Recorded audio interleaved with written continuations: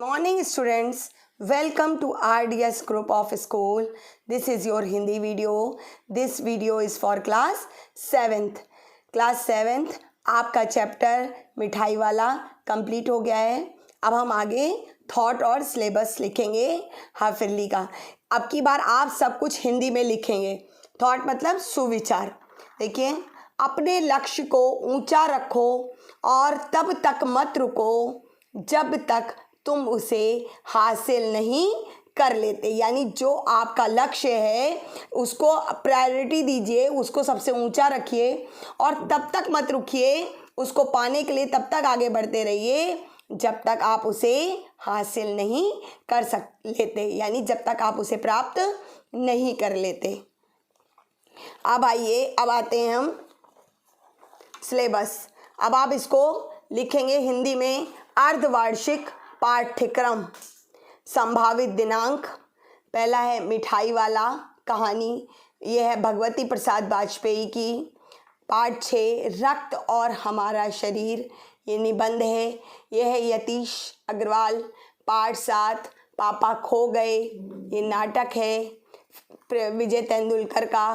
पाठ 8 शाम एक किसान, कविता है सर्वेश्वर दयाल सक्सेना. पाठ 9 चिड़िया की बच्ची, कहानी जैनेन्द्र कुमार. पाठ 10 अपूर्व अनुभव, संस्मरण तेत सुको कुरिया नागी. अब देखिए, अब हम स्टार्ट करते हैं आपका पहला चैप्टर मिठाई वाला, जिसके राइटर हैं भगवती प्रसाद वाजपेयी. इनका जन्म 11 अक्टूबर 1899 में हुआ था. जन्म स्थान है कानपुर के मंगलपुर ग्राम में. मृत्यु 8 मई 1973 दतिया में हुई. इनकी रचनाएं हैं उपन्यास, प्रेम पत्र, मीठी चुटकी, अनाथ पत्नी, त्यागमयी, दो बहनें आदि. कहानी संग्रह मधुपर्क, दीपमालिका, हिलोर, खाली बोतल, उपहार आदि. कविता संग्रह ओस की बूंद. इसके बाद आप जो एक्टिविटी बनाएंगे उसमें मिठाई वाला की जो पिक्चर है वो आप बनाएंगे.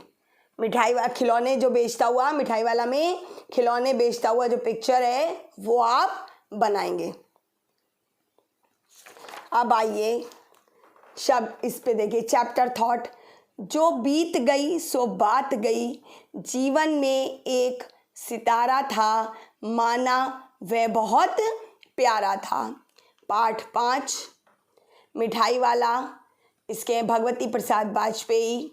शब्दार्थ अस्थिर, जो ठहरा हुआ ना हो, स्नेहाभिषिक्त, स्नेह से परिपूर्ण, निखरती, देखती, क्षीण, कमज़ोर, स्मृति, याद, विस्मयादि, हैरानी, अंतर्व्यापी, बीच में स्थित, हर्जा, हानि, संशय, संदेह, आजानुलंबित, घुटने तक लंबे बाल.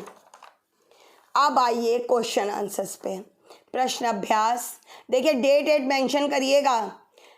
कहानी से मिठाई वाला अलग अलग चीज़ें क्यों बेचता था और वह महीनों बाद क्यों आता था. मिठाई वाले के बच्चों की असमय मृत्यु हो गई थी. वह अपने बच्चों की झलक इन गली के बच्चों में देखा करता था. जब बच्चे अपनी मीठी मीठी आवाज़ में अलग अलग चीज़ें मांगते तो उसे ऐसा लगता कि वह अपने बच्चों की फरमाइशें पूरी कर रहा है. वह कई महीनों बाद आता क्योंकि उसे पैसों का लालच ना था. वह तो केवल अपने मन को संतुष्ट करने के लिए यह सब किया करता था. देखिए, मिठाई वाला असमय मतलब अचानक उसकी बगैर समय के मृत्यु हो गई. इसके बच्चे छोटे थे और वो अपने बच्चों की झलक, यानी बच्चे उसके चले गए थे, उनकी मृत्यु हो गई थी, तो वो इन छोटे छोटे बच्चों में अपने बच्चों की झलक देखा करता था और अपने जैसे अपने बच्चों की फरमाइशें पूरी करता वैसे ही इन बच्चों की पूरी करता था. उसे पैसों की कोई लालच ना था. मिठाई वाले में वे कौन से गुण थे जिसकी वजह से बच्चे तो बच्चे बड़े भी उसकी ओर खिंचे चले आते थे। मिठाई वाले का अपने मधुर स्वर में गा गा कर अपनी चीज़ों की विशेषताएं बताना, बच्चों की मनपसंद चीज़ें लाना, उन्हें कम दामों में बेचना, बच्चों से अपनापन दिखाना आदि ऐसी विशेषताएं थीं जिसके कारण बच्चे तो बच्चे बड़े भी उसकी ओर खिंचे चले आते थे।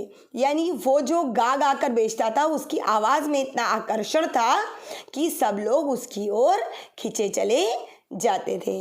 नेक्स्ट है, विजय बाबू एक ग्राहक थे और मुरली वाला एक विक्रेता। दोनों अपने अपने पक्ष के समर्थन में क्या तर्क पेश करते हैं।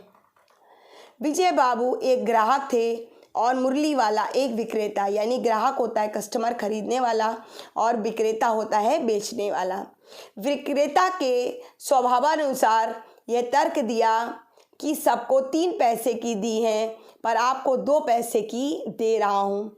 दूसरी ओर विजय बाबू ग्राहक थे, उन्होंने अपने स्वभावानुसार यह तर्क दिया, तुम झूठ बोलते हो, तुमने सभी को इतने में ही दी होगी, मुझ पर एहसान जताना चाहते हो।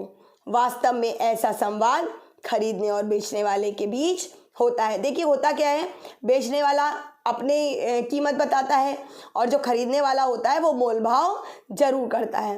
वो उसको ये लगता है कि जो ये बेच रहा है इसमें वो कुछ और कम करा सकता है। नेक्स्ट है, खिलौने वाले के आने पर बच्चों की क्या प्रतिक्रिया होती थी। खिलौने वाले की मधुर आवाज़ सुनकर माएँ छोटे छोटे बच्चों को गोद में लेकर अपनी चिकों को उठाकर नीचे झांकने लगती। गलियों तथा उसके भीतर स्थित उद्यानों में खेलते बच्चे समूह बनाकर आ जाते और उसे घेर लेते। तब तक वह अपने खिलौने की पेटी उनके लिए खोल देता। उद्यान होते हैं बगीचे।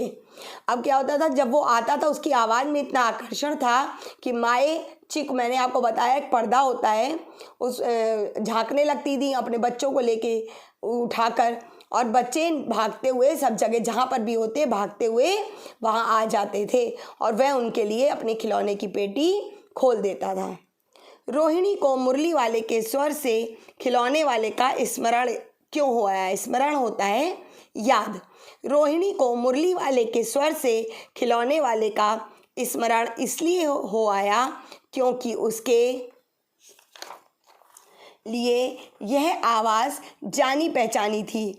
उसे स्मरण हो आया कि खिलौने वाला भी इसी प्रकार मधुर कंठ से गा कर खिलौने बेचा करता था और मुरली वाले का स्वर भी उसी तरह का था। यह भी ठीक वैसे ही मधुर आवाज़ में गा गा कर मुरलियाँ बेच रहा था। नेक्स्ट क्वेश्चन है, किसकी बात सुनकर मुरली वाला भावुक हो गया था।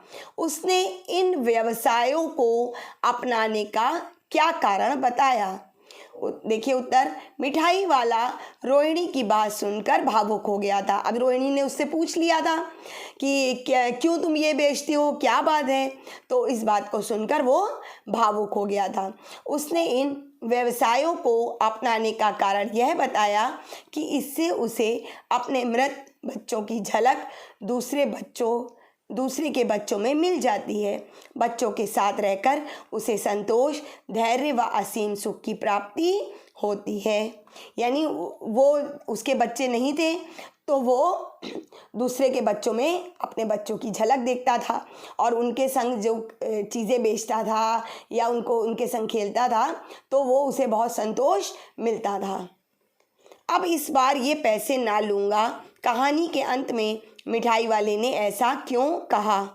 अब इस बार ये पैसे ना लूँगा, कहानी के अंत में मिठाई वाले ने ऐसा इसलिए कहा क्योंकि एक तो पहली बार किसी ने उसके प्रति इतनी आत्मीयता होता है लगाव, अपनापन दिखाया और उसके दुख को समझने का प्रयास किया। दूसरा, उसे रोहिणी के बच्चों में अपने ही बच्चे नजर आए, इसलिए वो उनसे पैसे लेना नहीं चाहता था।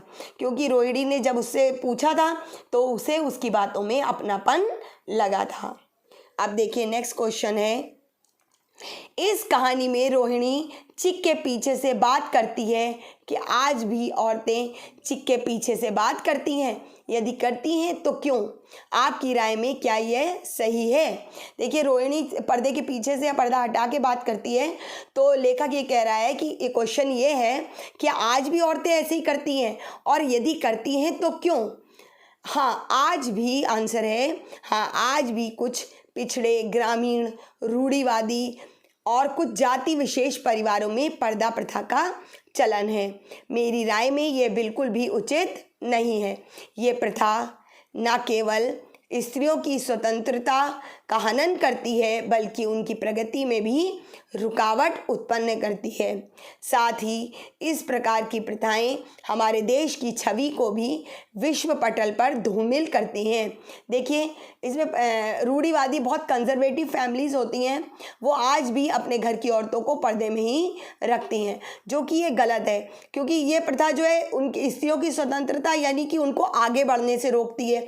आज स्त्रियां कहाँ से कहाँ पहुँच गई हैं, उनकी प्रगति में भी रुकावट बनती हैं और विश्व पटल पर हमारी छवि धूमिल करती हैं, यानी उसमें थोड़ा विश्व में आज तरक्की इतना कर रही हैं औरतें, जिससे हमारे विश्व में हमारी छवि को ये धूमिल करती है। इस तरह की नहीं करना चाहिए। आज स्त्रियां इतनी आगे बढ़ रही हैं, तो हमें आज चाहे गांव हो या कोई भी हो, हर जगह की औरतों को आगे बढ़ने के अवसर मिलने चाहिए।